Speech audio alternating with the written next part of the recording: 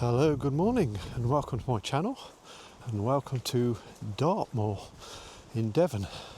Hope you're well wherever you are. And today we're out on a 10.5 kilometre hike that we needed to get to via train and bus. So it's not too easy to get to, but we made the effort and I'm sure we're going to enjoy this. A train. I'm not sure whether you could see that or not. So I'm still getting used to all this new equipment I've got.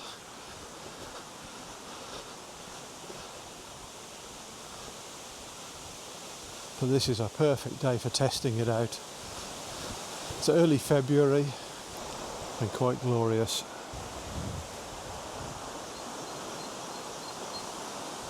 No idea where my wife is. I need to catch up with her because I don't know my way around here. This is my very first time to this place.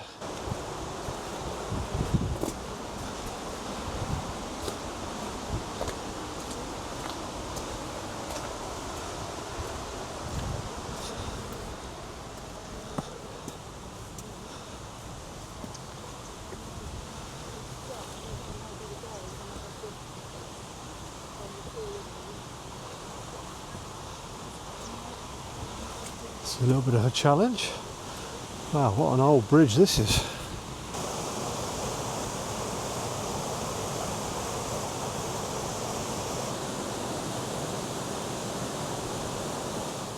Okay, so this is going to be a different video to the normal ones I make. The reason for that is I'm going to be out of action for a few weeks whilst I go to have some surgery. So I'm making a video almost every day now to build up a bit of a backlog or a collection of videos that I can schedule to be released on a weekly basis whilst I'm recovering from my operation. That means I can't really do what I normally do, which is talk about what I've been up to during the last week, because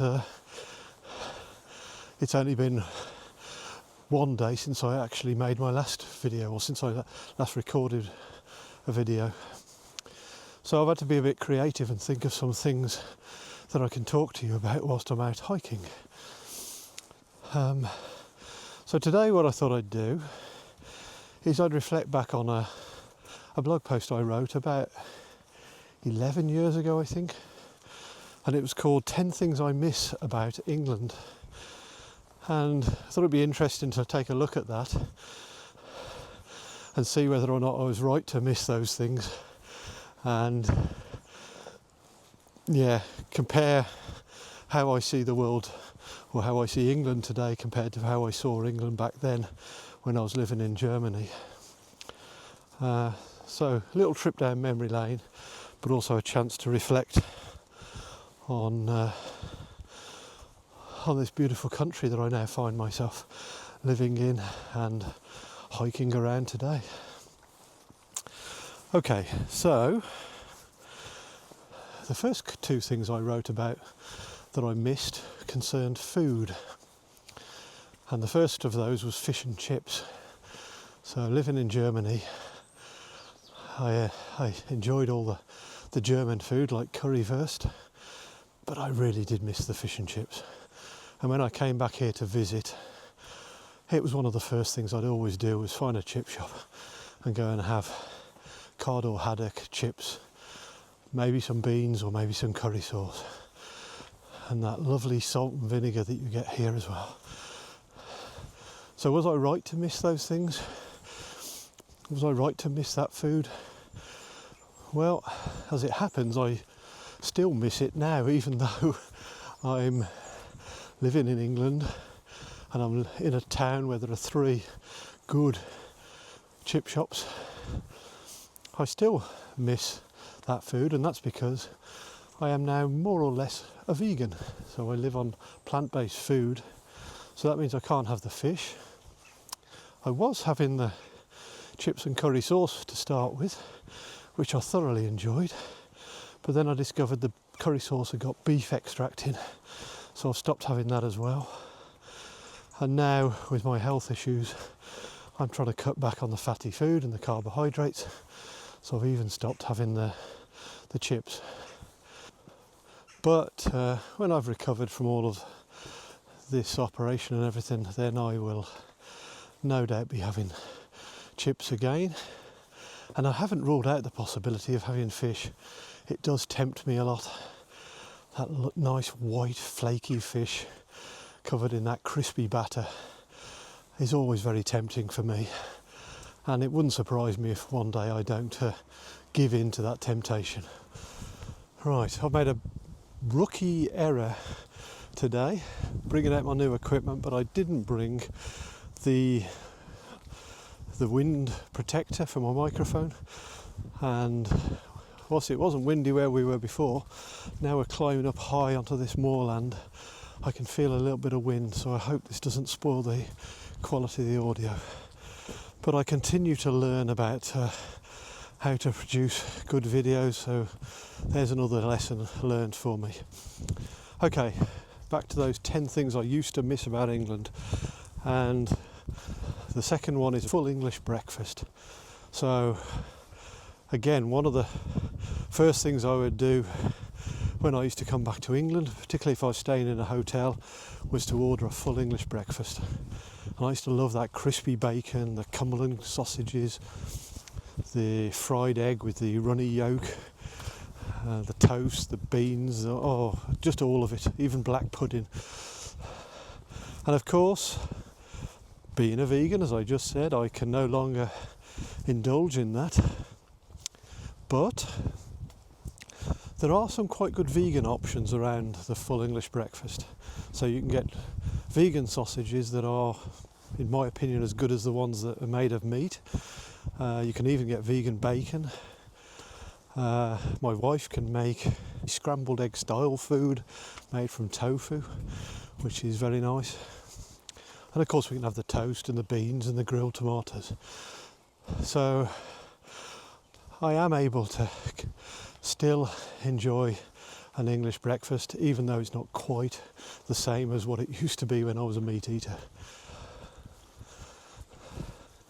So a feature of my recent videos have been these well-kept, narrow, high-sided English lanes, country lanes, and today is no exception. As you can see, we're walking along several miles of these roads, and thankfully, rather like we experienced in Cornwall a couple of weeks ago, the road seems to be fairly quiet. Not seen any cars yet, though of course that can change. And this is now midweek and out of season, so it might not be like this on a summerless weekend.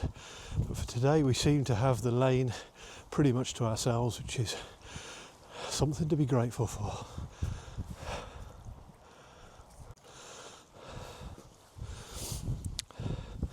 So the third thing that was on my list of things I missed about England was my daughter. Now, I think that amused some of our friends, the fact that I'd put my daughter after English breakfast and fish and chips. But of course it wasn't in order of priority and my daughter saw the funny side of it. The thing about that though was that at the time my youngest daughter was only 15 and she returned to live in England in order to complete her education, and I remained behind in Germany.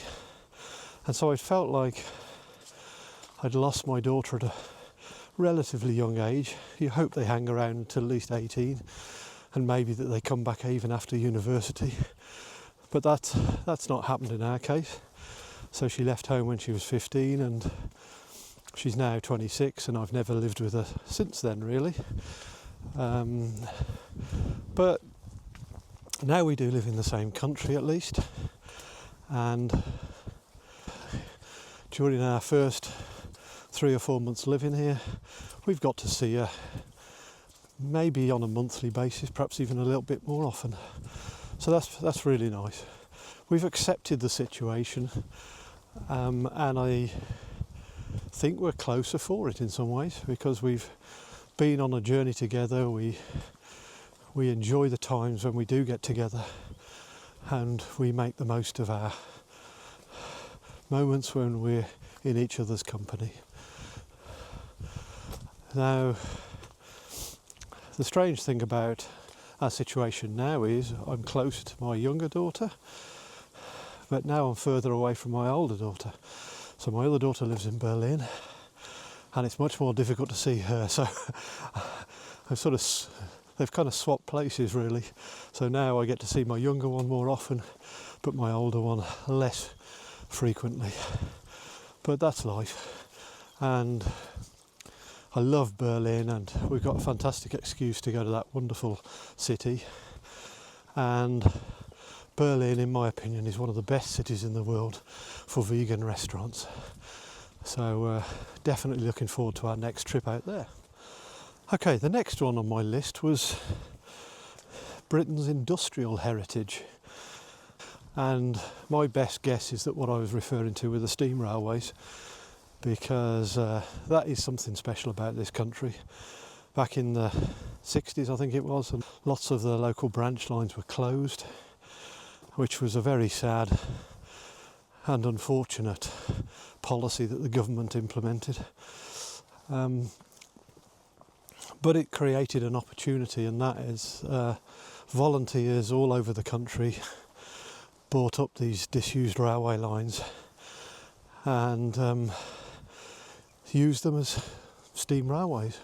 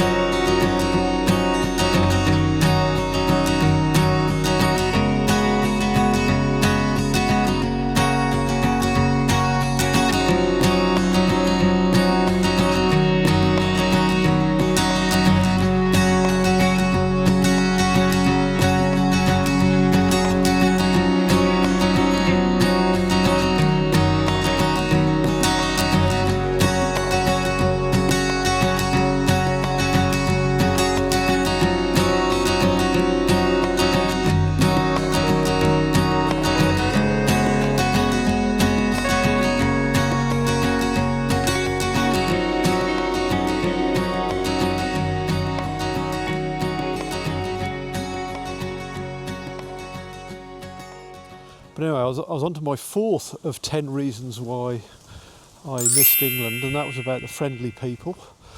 So, yeah, I mean, it always amazed me when I returned to England just how friendly the people are. They're just warm and chatty, and they're even in a shop or in a bed and breakfast, they seem willing to tell you their life story, and I find that quite amusing and quite heartening. And I had an example of it the other day in town. We walked down to the coastline and met a friendly old gentleman from the church. Stood there talking to him for maybe 15 minutes, and then another chap joined us. So the four of us were all there talking away for more than half an hour. And part of me was thinking, I need to be doing something. I need to be doing things. I need to be going somewhere. I can't just stand here talking all day. But then I remembered, well, I don't work anymore. I've got nothing else to do. Why not just relax into the moment with them and get to know them a little bit? And it was it was wonderful really, and I learnt a little bit about the local town, the local area, about what's going on, and it lifted my spirits actually. I would say by the end of the conversation I was probably 50% happier. So it's good to make time to chat to people. And it is.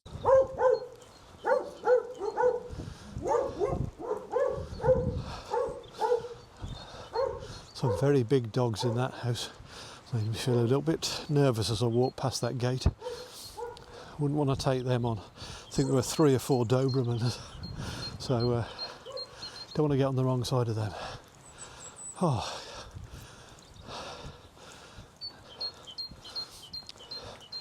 And you know, as I went through my list of things I missed about England or things I missed about Great Britain back then, I didn't put Dartmoor National Park, but I'd definitely add that to the list now if I was writing it again, because look at this, it's just incredible. And this is February. Imagine what it's like in spring and in the summer and in autumn, where you get all these different colours as well. So the next thing on my list is the British Isles.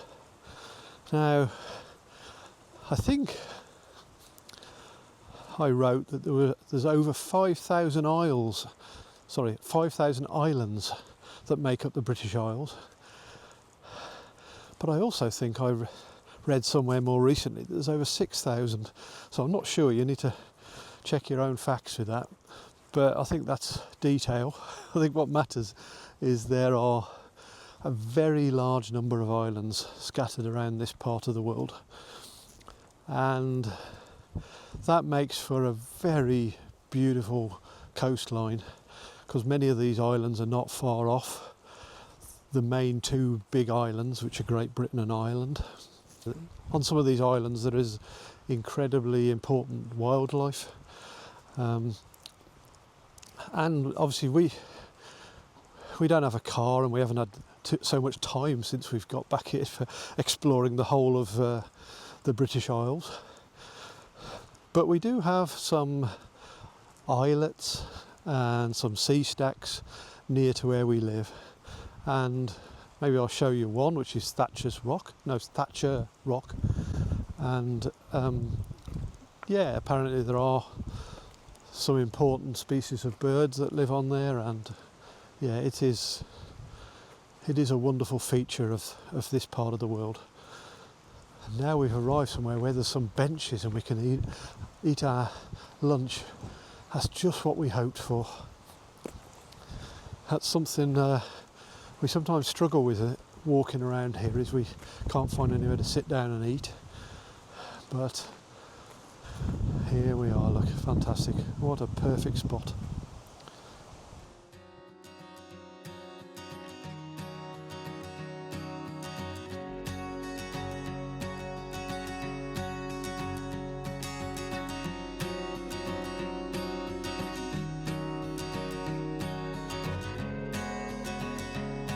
Okay, because of the wind and because I don't want to bore you with a long list of things that I used to miss about England, I'm going to start to bring the video towards an end here. We just had a lovely lunch, wholemeal bread, red onion pickle, hummus and rocket, and some crisps that were made in Cornwall, so quite a healthy lunch, and in an absolutely wonderful setting here near the Avon Dam. So on my list then, what's left, I missed some of the English and British cities. I think I was in particular thinking about Birmingham, where I'm from, but also London and Glasgow and Liverpool and places like that. So I won't go into all of that, but when we get back into the swing of things, we will certainly go off on the train and visit some of these cities. The other thing are the pubs, and we've certainly been to a few pubs in our town, and I do enjoy going in there, having a pint of real British ale and watching the football. I miss the towns I've lived in. In particular, I was thinking about Stourport, Bewdley, Princess Risborough, and what's most important about those places are the people. and we've been lucky enough to meet up with my sister and her husband from Stourport, and I've had some long phone calls with my best mate from there. So I haven't actually been to the town, but at least I've had a chat with some of the people. And then Princess Risborough, some of our friends from there came down and we've been on some hiking trips with them, so that was also great, and we're planning to meet up with some more friends too. So and that's it, I think. Feel great to be back here, but now I find myself missing Germany, but that's the nature of life, isn't it? But as I say, my daughter still lives in Germany, so we should be going back there quite soon to have another look round. So I hope you're well wherever you are. Hope I've not bored you with this rather strange list of things on my mind, and hope you've enjoyed some of the scenery. Hope you're well wherever you are. You see, I hope a lot of things, all of them good. Take care of yourselves, and I'll post another video soon. Thanks then, bye.